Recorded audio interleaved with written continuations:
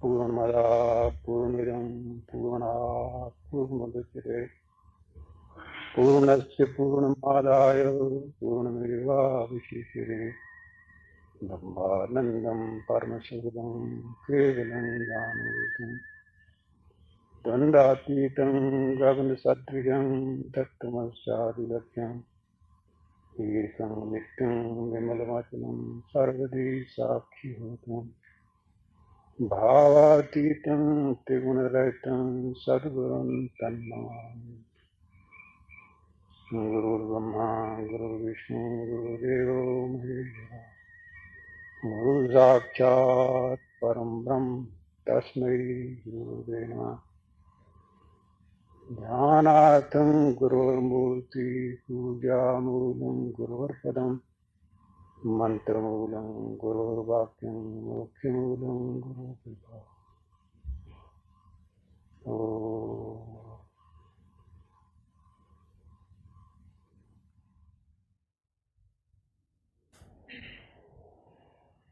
संग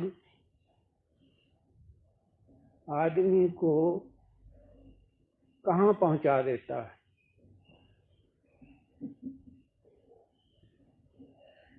अच्छा संग हो तो परमात्मा के धाम में पहुंचा देता है, बुरा संग हो तो अधोगति को ले जा करके पशु पंछी कीड़े पतंगे तक पहुंचा देता है, नरकों में ले जाता है। केवल मात्र संग।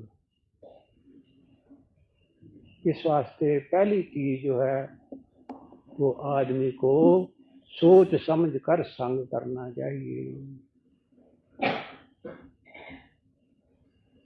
4 दिन एक ज्वारीय के पास रह करके उसकी संगत करो, अवश्य ज्वारीय बन जाओ। चोर डाकू की करो तो वो बन जाओगे। इसमें शक नहीं कि महापुरुषों की जो संगत है वो करो तो जल्दी ही उसके ऊपर रंग चढ़ जाए। कारण क्या? कारण ये कि उसके लिए कपड़ा साफ होना चाहिए, और कुमार्गगामी के साथ का संग हो तो उसमें तो मन पहले ही आदमी का मैला होता है। मैला ना भी हो तो उसमें जो मैले संस्कार हैं वो बड़ी जल्दी असर करते हैं।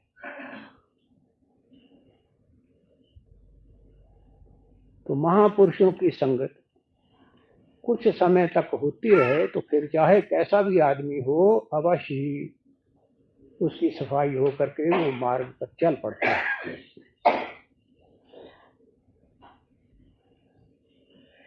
आज किसी ने कुछ कहना तो नहीं? हाँ, ये जितनी हमने भगत की जीवन कथाएं सुनी, हाँ, ये शुरू में सुनने में बड़ी दुखदायक सी मालूम होती है, बाद में बेशक परमात्मा ने उनको उठा लिया। हाँ, क्या था? हाँ, क्या है इनका कारण? क्या कहा? शुरू में जितनी भी जीवन कथाएं सुनी हाँ, वो बड़ी दुखदायी सी मालूम होती है। हाँ, हाँ, हाँ, ठीक। बाद में परमात्मा संभाल लेते हैं उनको। हाँ, उनकी क्या कारण? उसका यही है कि भगवान निर्मल हैं, दीन बंधु हैं,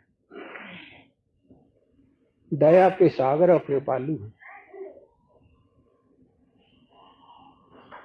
तो भगत को भी अपना हृदय वैसा बनाए बिना उसकी प्राप्ति होती नहीं।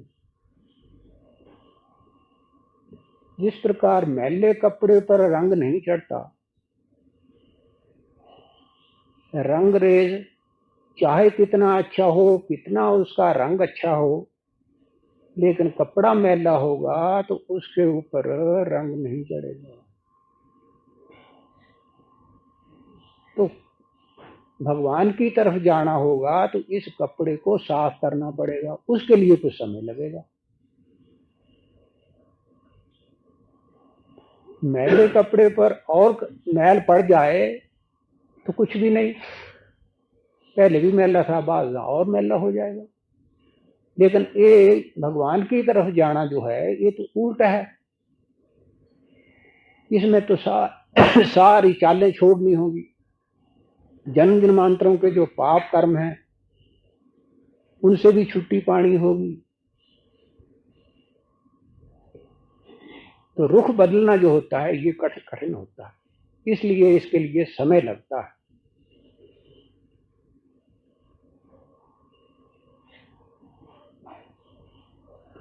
देखो भगवान को पाने के लिए कितना सरल मार्ग है,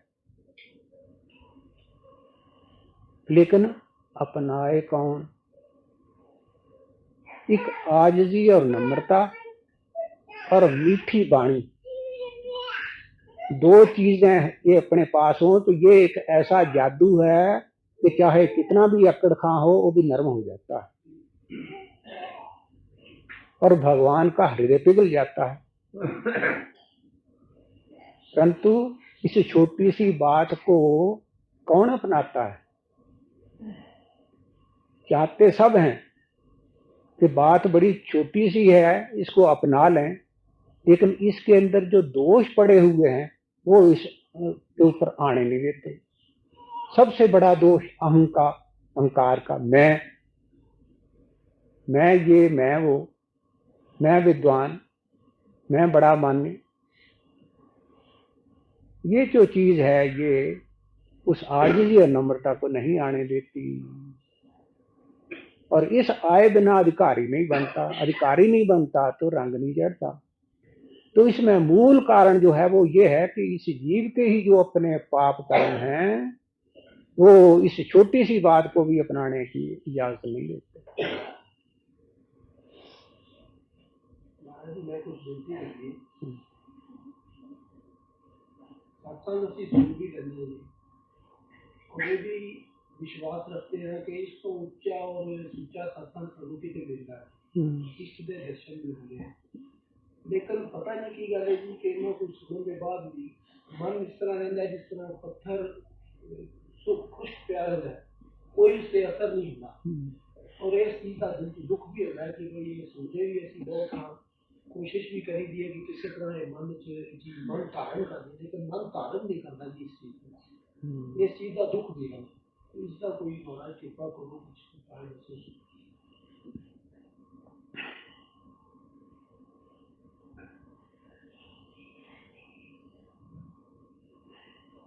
उसके लिए इस तरह समझो कि कई बार मैंने ये बात बतलाई है कि कोई भी किसी भी प्रकार का संस्कार आदमी के अंदर पड़ जाए तो जाता नहीं। सुबेर के जो काम किए थे, जिसको के ज्यादा से ज्यादा 7-8 घंटे हुए होंगे, उस वक्त की बातें आपको याद नहीं, लेकिन वो सारे के सारे फोटो अंदर पड़े हुए हैं। कोई अंदर जाए और देखे एक एक चीज नजर आएगी। इसी प्रकार जन्म जन्मांतरों के फोटो अंदर पड़े हुए हैं।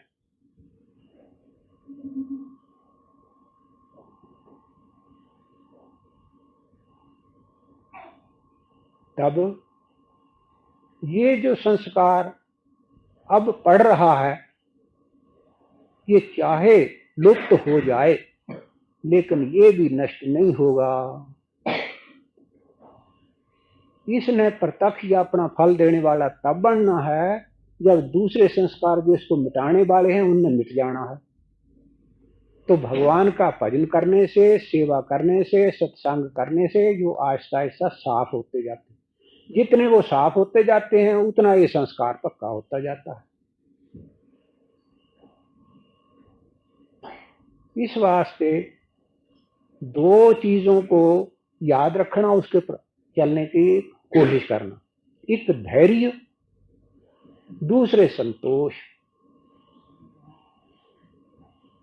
मन को ये समझाना कि देखो आज तक इतना लगे हुए हो गया लेकिन कुछ देखने में नहीं आता, तो उसके लिए धैर्य रखना, घबराना नहीं कि किया हुआ व्यर्थ नहीं जाता। आज नहीं तो कल सही, कल नहीं तो परसों सही, जो मिला जितना मिला उतना ही ठीक है। उस प्रभु का धन्यवाद है कि कम से कम हमारा मुंह तो उस तरफ हो ही गया ना। संसार को पीठ दी और मुंह प्रभु की तरफ हो गया। अगले जन्म में आएंगे तो अवश्य मनुष्य शरीर मिलेगा, क्योंकि जिस तरफ मुंह है उस तरफ का ही शरीर मिलना है। संसार की तरफ मुंह होता तो संसार में आना था, और अब प्रभु की ओर मुंह है तो जब पैदा होंगे तो हमारा मुंह उसी तरफ होगा। तो इतना थोड़ा है। इस प्रकार चलते चलते जीव प्रभु के धाम में पहुंच जाता है। मन को समझाओ, देखो अमीर बनना हो, खेती बाड़ी अनाज चाहिए तो उसके लिए भी कुछ समय लगता है। तो इसी तरह ये जो हरि भक्ति का बीज बोया गया है इसको भी कुछ समय लगेगा, ये व्यर्थ नहीं जाएगा। हमारा काम तो सिर्फ इतना ही है कि जो बीज बोया गया है उसकी देखभाल रखें, उसको सत्संग का पानी देते रहें और खाद डालें, नेक काम करें। और तीसरी बात जो और भी ज्यादा है वो ये कि ये पौधा तो उगेगा ही, लेकिन ऐसा ना हो कि इसको दूसरे पशु खा जाए।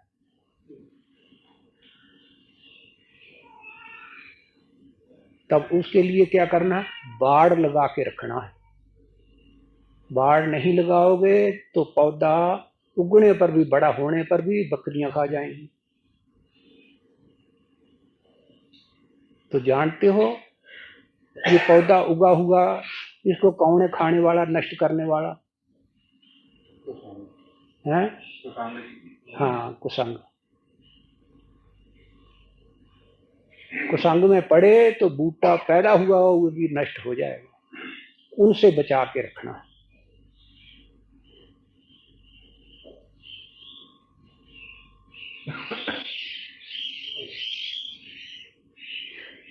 वही तो होता है कि प्रसाद मिलते हैं लेकिन बातों पर अमल नहीं होता। इसका क्या कारण है?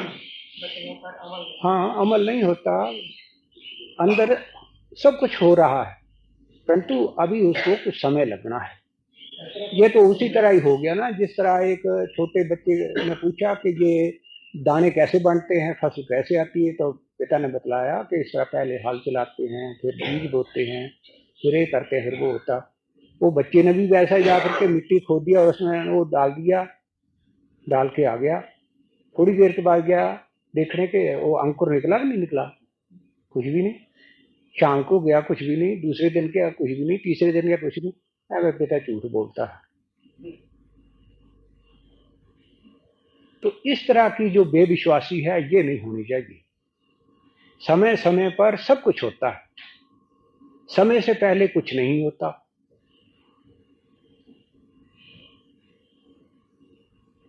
उसे समय के भी तो याद रखो ना कि हर एक चीज ने समय पर होना है। उसके लिए धैर्य और उत्साह ये आदमी का बना रहे तो फिर समय आते भी देर नहीं लगती।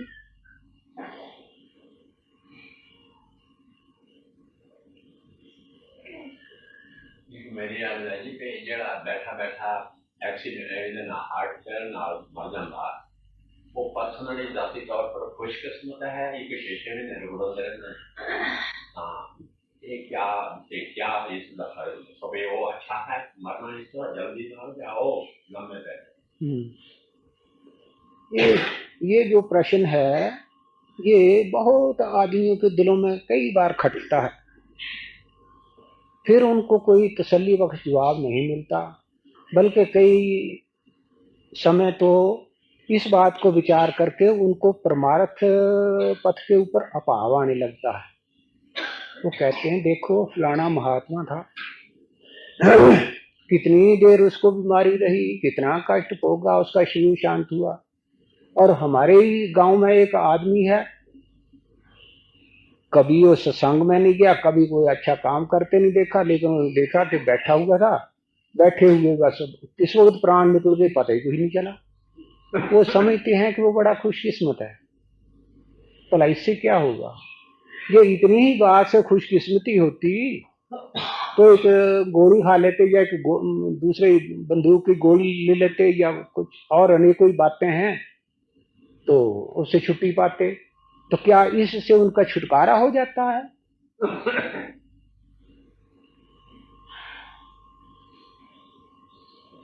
छुटकारा जो होना है अंते मति सा गति, अंत समय जो तीर छूटना है, जिस डायरेक्शन को छूटना है उसने वहां जाना है।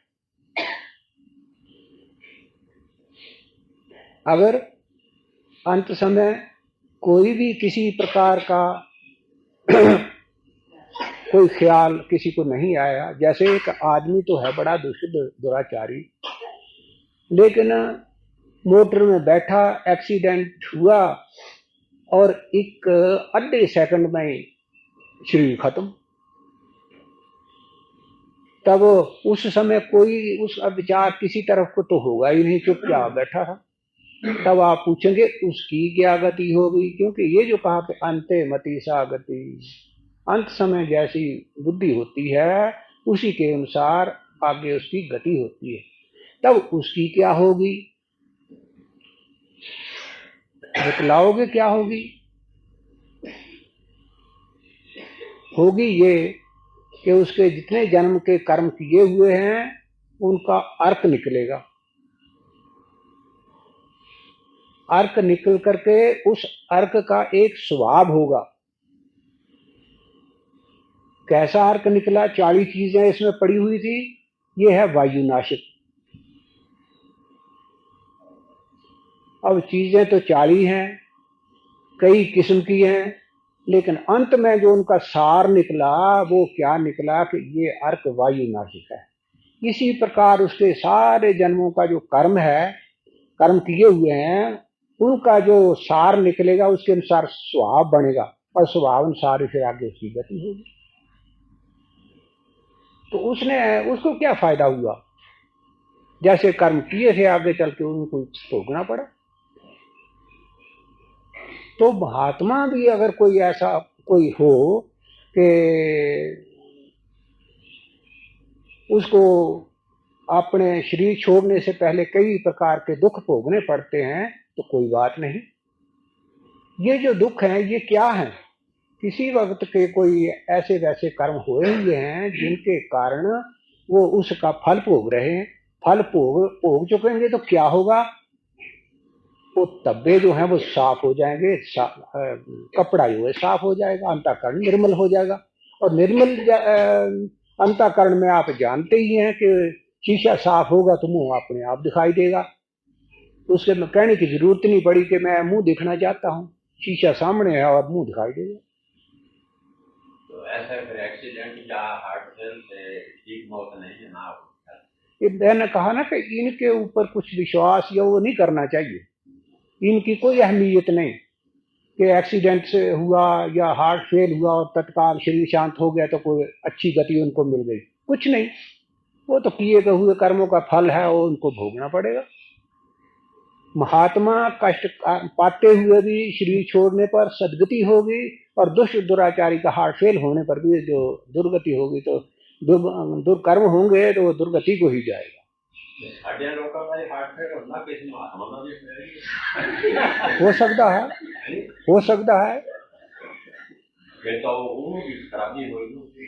ये तो कहा ही नहीं कि उनको खराबी होती है। ये तो कहा ना कि उनकी चाहे किसी तरह भी हो, उनकी तो खराबी होने की संभावना ही नहीं ना। तो भावना के ऊपर निर्भर है।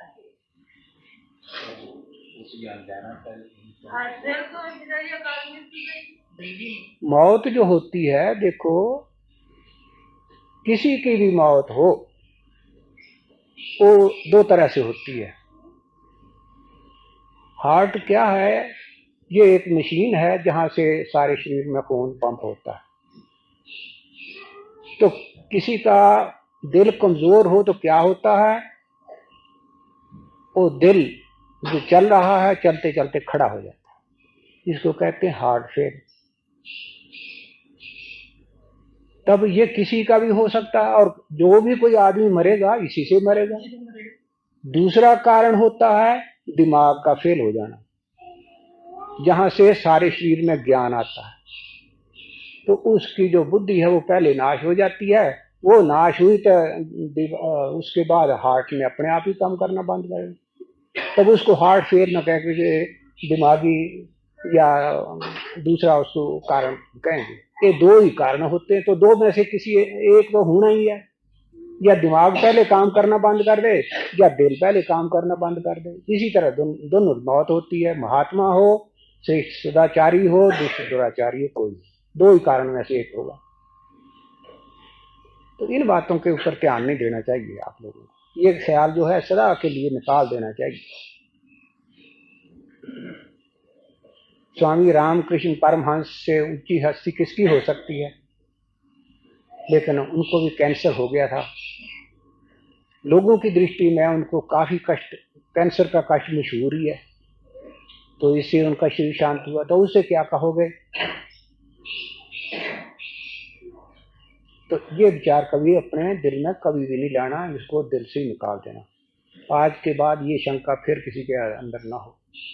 मेरे राजा भी है जी, फिर मेरा कोई है नहीं इस वेला, हेल्प फुल मेरा नहीं होना, आपके ना द्वार आऊँ ना रोटी क्या पानी, मैं तो जाना पे हुआ है मेरा तो वो इसका बात पे होगी इला कोई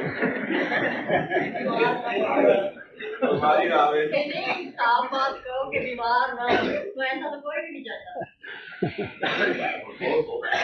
किसी ने तो कुछ लाल विश्राम और रोटी क्या पानी दाल बात बीमार है, दिन आवे मारा ये कोई नहीं बैठे जहाँ हो बोली ऐसी तो बनी थी ना आठ इनका मतलब यह है शारीरिक कष्ट के मृत्यु के समय शारीरिक कष्ट के होने या ना होने, ये कहते हैं जी कि मृत्यु के समय शारीरिक कष्ट हो तो अच्छा है या ना हो तो अच्छा है। नहीं, ऐसा नहीं कहा। कोई चक्कर नहीं महाराज, इतने चक्कर है कि मैंने मेरे आगे काम से कोई सेवा करने वाला है नहीं। तो मेरा भी ये है।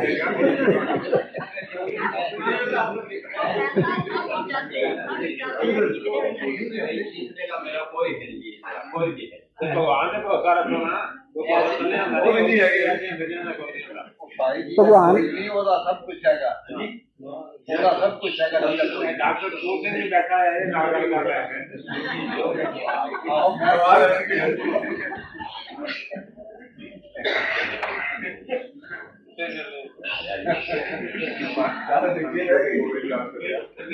बूढ़ी तो बढ़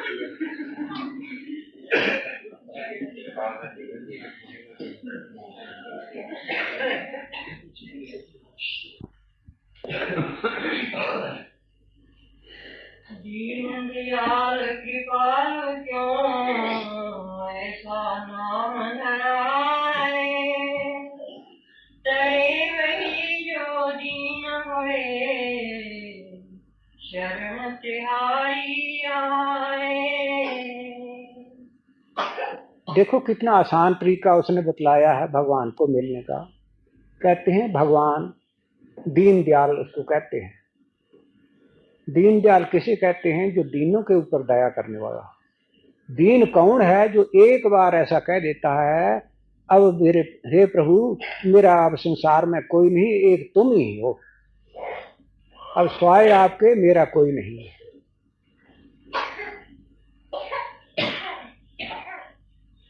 तो एक चीज जो है ये उसी के अंदर आती है जिसके अंदर पहले से आजिज़ी और नम्रता आ चुकी हो।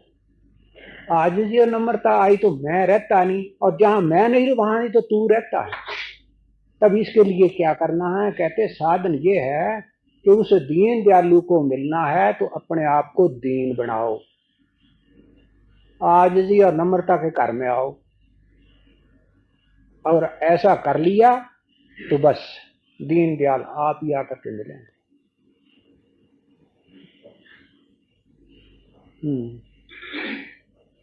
दीन यकीन मन होए कर, रो रो करे पुकार, सुने कूक तब ही प्रभु सतपुरुष दातार।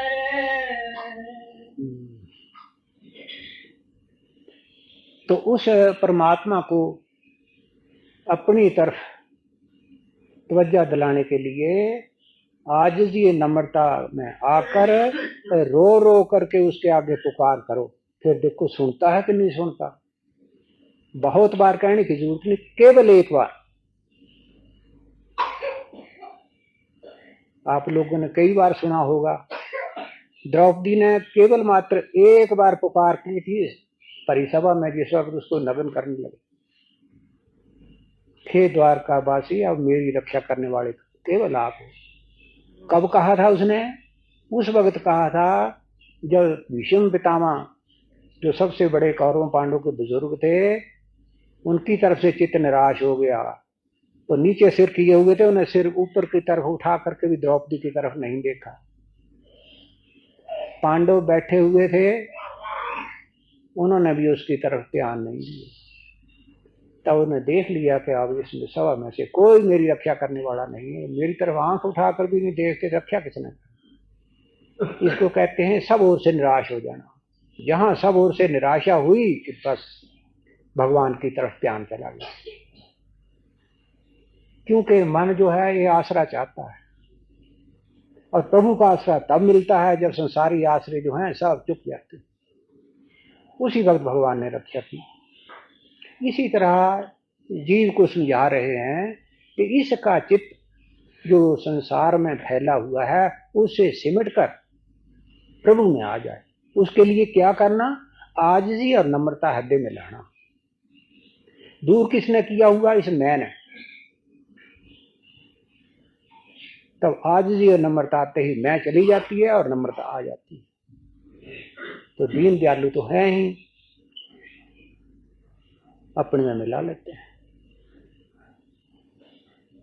एक लोहे को दूसरे के साथ जोड़ना हो तो दोनों टुकड़ों को एक जैसा गर्म करना पड़ता है, फिर एक सट मारी तो दोनों टुकड़े एक हो जाते। तो एक दीनता वाला और उधर दीन दयालु, इन दोनों का जोड़ आप ही हो जाता है। अभिमानी मन को कभी कोई मिले न कोई, आकर से सिर ही कटे न सिर चाहे होए। जब तक आदमी के अंदर अहंकार रहेगा उतनी देर तक प्रभु के नजदीक नहीं जा सकता। उसको संसार के जितने दुख हैं ये सहन करने पड़ेंगे। सारा दुख जो है वो मैं के ऊपर है। पाप पुण्य जो है इसी मैं के आधार पर टिका हुआ है। एक दुकानदार की दही है, उस दही के ऊपर लिखा हुआ है दही खाता रामलाल। आगे नीचे उसके रकमें दर्ज करते जाते हैं। फलानी तारीख इतने रुपए ले गया, फलानी तारीख इतने रुपए दे गया, फलानी तारीख 10,000 रुपया नकद ले गया, फलानी तारीख को 10 रुपये दे गया। इस तरह करते करते सैकड़ों ही उसकी रकमें हो जाती है। जब बहुत रकमें हो गई उसकी, तब उसने देखा कि अब हिसाब किताब चुकाना मुश्किल है, इस जन्म में तो चुका नहीं सकता। तो गिड़गिड़ा कर आजिज़ी और नम्रता रख करके उसके पैरों पर जा पड़ा सेठ के। कहने लगा भगवान मैं अब रुपया पैसा तो आपको दे नहीं सकता, अब मुझे छुट्टी दो। उन्होंने कहा भाई बात ठीक है, मैं तेरी सारी परिस्थिति को जानता हूँ, पर ऐसा मैं भी नहीं कि मैं तुमको सारी रकमें माफ कर दूं। इतना हो सकता है कि जितनी ये रकमें लिखी हुई है इनमें से छोटी हो या बड़ी हो, जौन सी रकम तुम उसमें से काटना चाहो तो ये लो कलम मेरे पास है, उसको काट दो और बाकी तो तेरे को देना पड़ेगा। उसने कहा बड़ी अच्छी बात है, इतनी भी तेरी बड़ी दया। कदम ली, लेकर के उसने लिखा, जहाँ लिखा था रामलाल का खाता, उसी को काट लिया, बाकी रकमें रहने दी। अब जब रामलाल ही ना रहा तो वो रकमें किसने देनी और जिसने कितने देनी है। इसी तरह ये जो जीव के कर्म हैं, कुछ लेना है, कुछ देना है, कुछ पाप है, कुछ पुण्य है, ये सारा किसके आधार पर है? इस मैं के ऊपर। मैं रामलाल, इस मैं रामलाल के ऊपर सफाई कर दो, ना पाप है ना पुण्य। तब ये किस तरह मिटता है मैं? तो कहते हैं इस आजिज़ी और नम्रता को अपने अंदर लाने से, जितना लाओगे मैं मिटता चला जाएगा, और मिटते मिटते अंत में मैं रहेगा नहीं। मैं कुछ भी नहीं प्रभु, मैं तुच्छ हूं, मैं तेरा दास, सब कुछ आपका है और मैं आप मेरे स्वामी। ये भावना आई नहीं तो फिर वो भगवान ने संभाल लिया, पाप उन किसके रहे? वो तो हो गया भगवान का।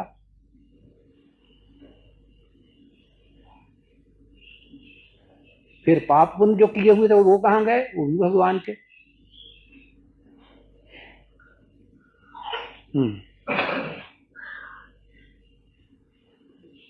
दर्द भरा दिल दीन हो जाने अपनी पीर, हाल खोल सन्मुख धरे नैनी भर भर नीर।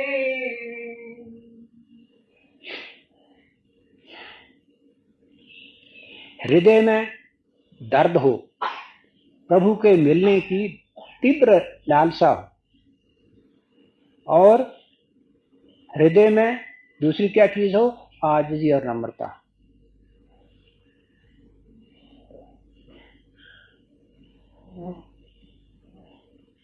खाल खोल सन्मुख धरे नैनी भर भर नीर। और जो हृदय की व्यथा है वो रो रो करके प्रभु के आगे रखे, फिर देखें प्रभु सुनते हैं कि नहीं सुनते।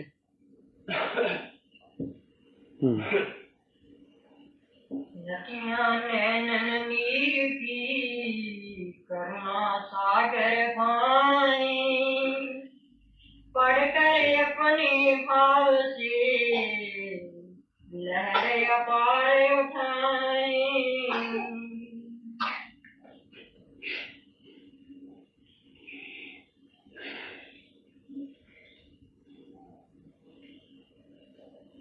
ये जो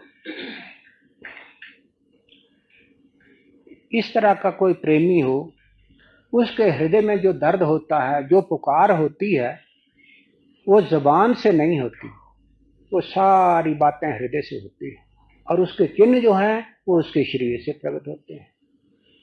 हृदय की दर्द, उसकी विरह और उसकी लगन, उसकी आंखों में से जो नीर है वो नदी की तरह टपकने लगता है, वो ही उसकी पुकार है। ये पुकार जिसके अंदर से निकलती है प्रभु को सुननी पड़ती है।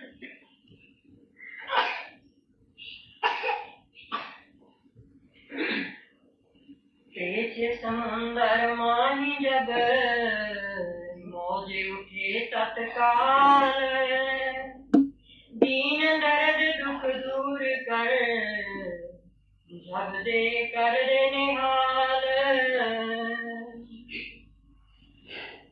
आत्मा में के समुद्र में जब इस प्रकार अपनी दरख्वास्त भेजता है, अपनी पुकार इस प्रकार उस दयालु के आगे रखता है, तो कहते हैं उसको दया करते जरा भी देर नहीं लगती। आदमी बाहर से सोचता है कि ये जो परिस्थिति विकट उपस्थित हो गई है, इसका निवारण कैसे होगा, कुछ समय लगेगा, लेकिन वो प्रभु ऐसा रास्ता निकालते हैं कि उसके लिए कुछ समय ही नहीं चाहिए।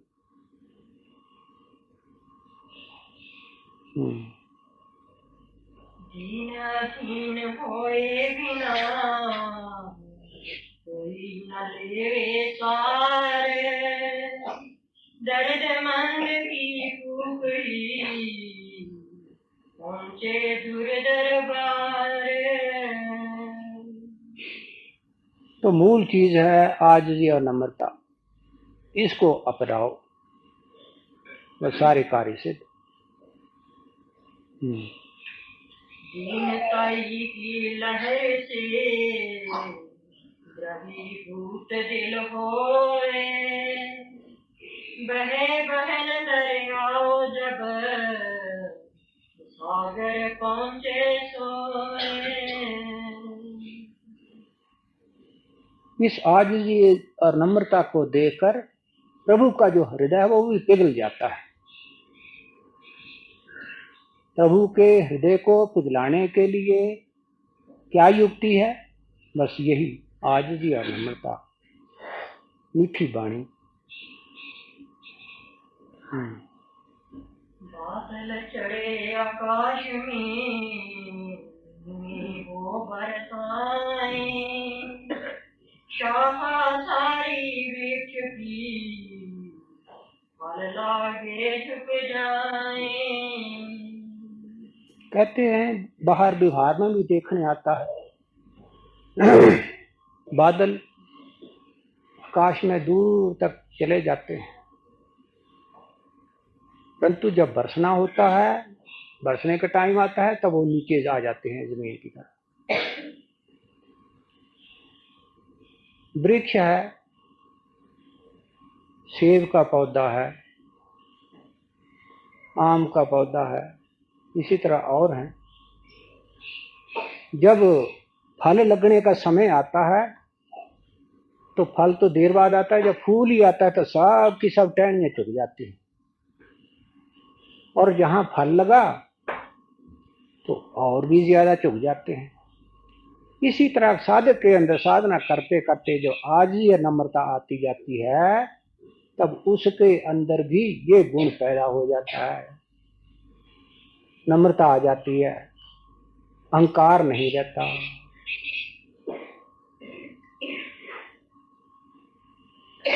परंतु आप देखते हैं कि दरख्तों की तरह दरख्त हैं, ये एक दूसरे के साथ मिलते जुलते हैं। इसी तरह आदमी हैं, आदमी आदमी ही हैं और एक दूसरे की तरह हैं, परंतु सबके अंदर एक जैसा स्वभाव नहीं होता। जैसा कि पहले कहा,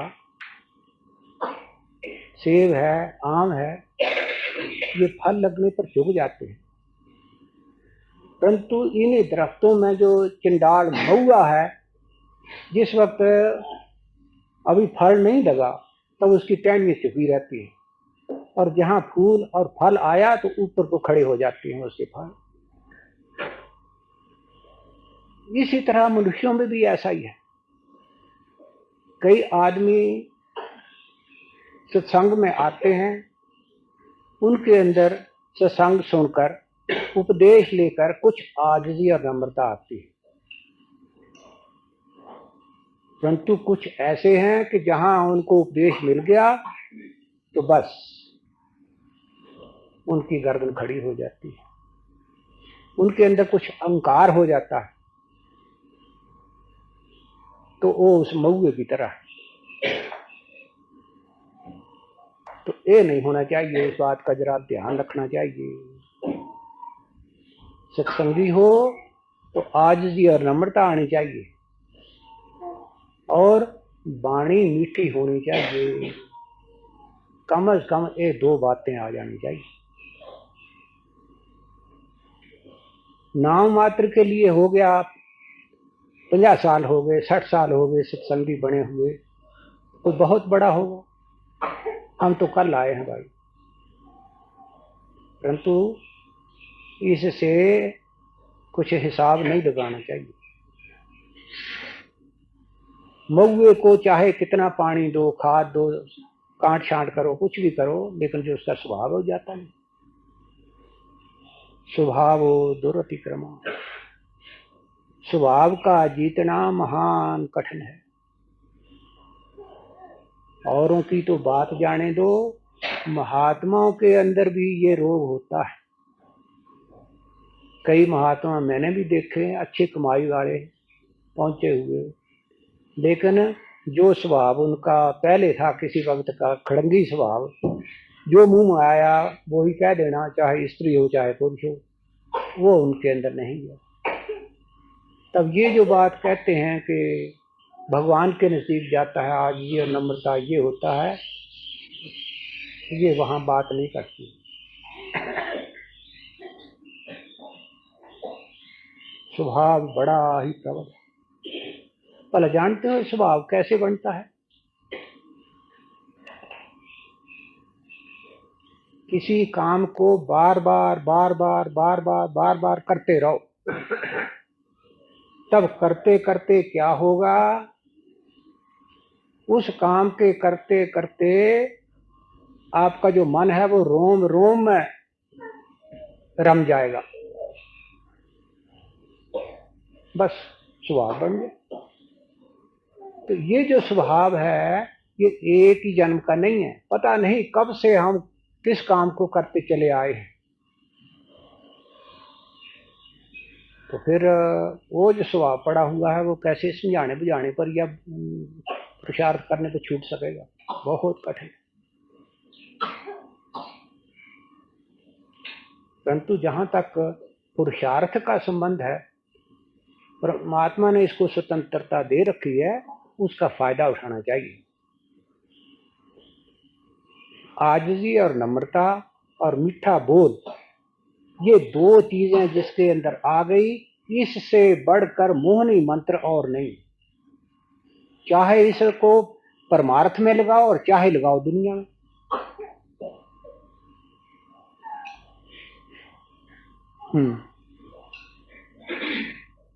नीचे चढ़कर जो समय गिरे जमीन पर सोए, पृथ्वी पर ही जो समय गिरे कदानी कोए। तो जितने दुख हैं ना, ये सब इस अहंकार को ही हैं, इस मैंपने को हैं। उदाहरण देते हैं कि जैसे कोई आदमी ऊंची जगह पर सो जाता है, तो सो जाने पर फिर बेहोशी आ जाती है, कहीं करवट बदली तो ऊंचे से नीचे गिरेगा। लेकिन अगर कोई जमीन पर ही सो जाए तो फिर करवट क्या मर्जी चाहे मलेटता हुआ कहीं का कहीं चला जाए, गिरना कहाँ है? जमीन पर से कहाँ गिरेगा? नीचे। इसी तरह जिस आदमी ने, जिसके अंदर मैं नहीं है, आज ये नम्रता है, वो पहले ही अपने आप को कुछ नहीं मानता। किसी ने 4 गालियां दे दी तो क्या बिगड़ गया, किसी ने 4 थप्पड़ ही मार दिए तो उसका क्या बिगड़ गया? दुख तो होता सारा मैं को।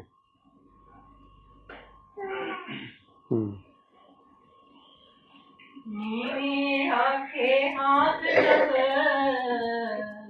मिले तदानी नाद, राखे नीवी नजर जो जग में वो विख्यात।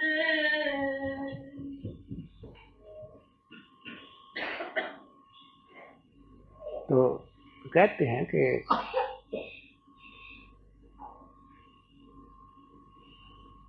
एक तो आजिज़ी और नम्रता बतलाई, दूसरे मीठा वचन बतलाया, तीसरी बात अपने हाथ को नीचा रखो। नीचा रखने से क्या होगा? इस जन्म में भी आपको मान बढ़ाई इज्जत मिलेगी और परलोक में सुरखरू हो गए, बादशाह हो गए, बड़े कहलाओगे। और बड़े होकर के आना भी पड़ा तो बड़े होकर के आओ। हाथ नीचे रखना क्या बता? यूं रखना, ऐसे ना हो। भगवान ऐसा मौका न दे कि ऐसा करना पड़ेगा। जो दानी होगा उसकी इस संसार में भी प्रशंसा, और येन केन विधि दीन है दान करे कल्याण। चाहे आदमी कामना रख करके दान करे और चाहे निष्काम करे। निष्काम करे तो भगवत प्राप्ति, और कामना रख करके करेगा तो अगले जन्म में बड़ी अच्छी अवस्था में पैदा होगा, किसी अमीर के घर पैदा होगा, जहाँ सब संपत्ति, नौकर चाकर सब बड़े बनाए मिलेंगे, तंदुरुस्ती मिलेगी। तो दूसरी बात ये करना, दीनों के हैं नाथ प्रभु, आपे दीन दयाल, दीन बंधु भी है वही, दीनन के रखवाल। तो कहते हैं वो दीन बंधु गरीबों के ही सज्जन मित्र नहीं है, वो रक्षपाल है, भक्तों की रक्षा करने वाले भी वही है। और जो हैं दीन अधीन जन, तिनके सब कुछ आप हैं।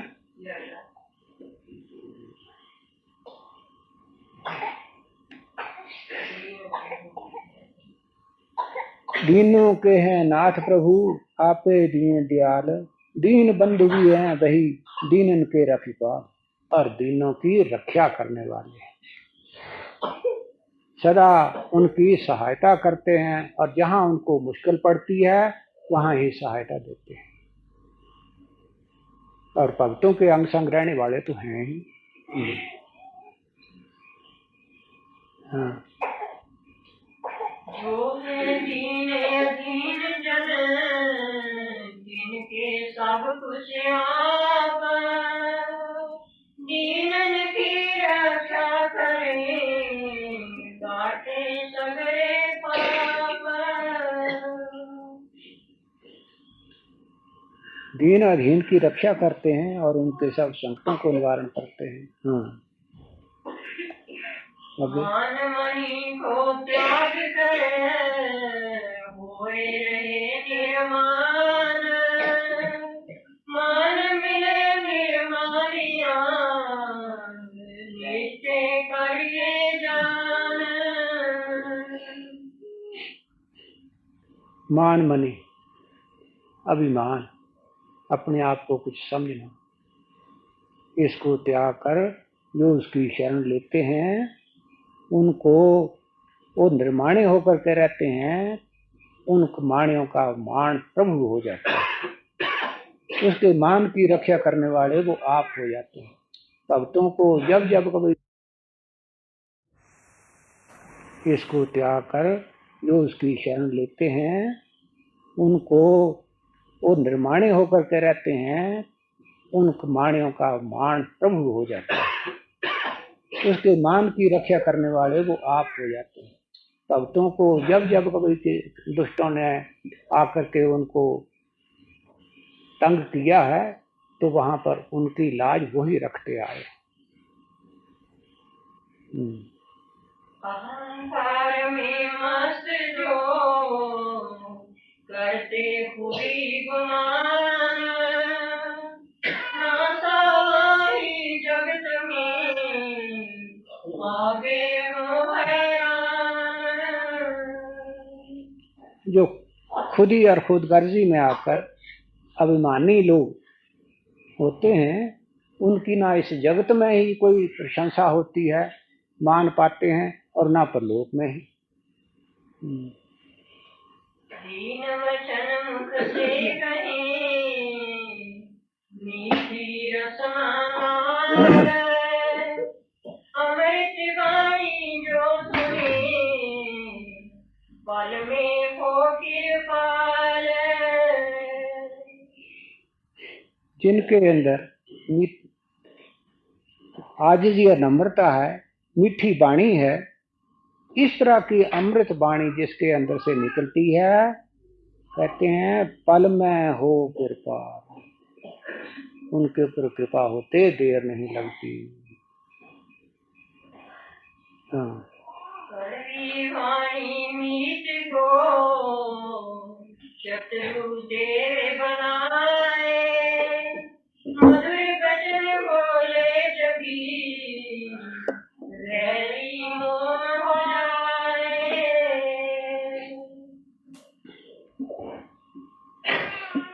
अपना कोई मित्र भी हो, उसके साथ अगर कड़वे वचन कहे जाएं तो वो मित्र भी शत्रु बन जाता है, और अगर शत्रु हो उसके साथ मीठी वाणी बोली जाए वो भी मित्र बन जाता है। हाँ।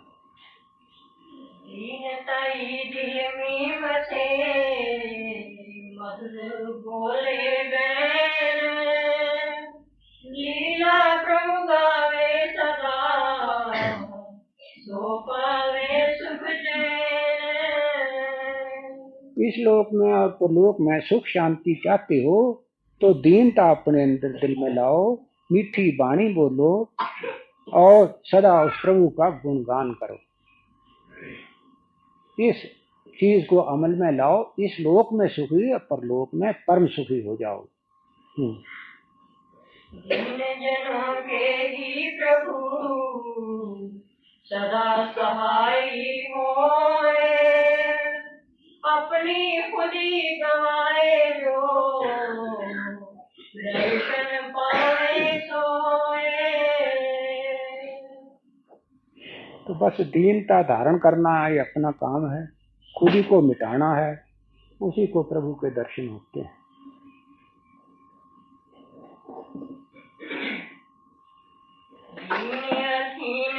जगत में होए भक्त अनंत, साची दीनता के बिना होए न पूर्ण संत, साची दीनता के बिना होए न पूर्ण संत। तो कहते हैं ऐसे अनेकों हो गए हैं जिन्होंने इस आजिज़ी और नम्रता को अपनाया है, वो प्रभु को पा गए, परंतु सच्ची दीनता के बिना कोई न पूर्ण संत। सच्ची और झूठी दीनता क्या है?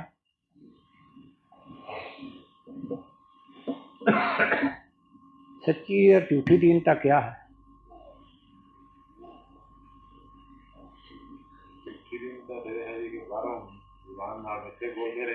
हाँ, दिखावे के लिए दीनता धारण करना ये झूठी है। इससे क्या होता है, आदमी का कष्ट बढ़ता है। वो देखता है कि इस नकली करने से मुझको ये फायदा पहुंचता है, फिनेंशियल उसको हृदय तो उसका मानता नहीं, उसके ऊपर चलता नहीं, डैडी उसकी है नहीं, अपनाता है उसको। तो सच्ची दीनता हृदय में अपनाई जाए तो उसको प्रभु मिलते हैं।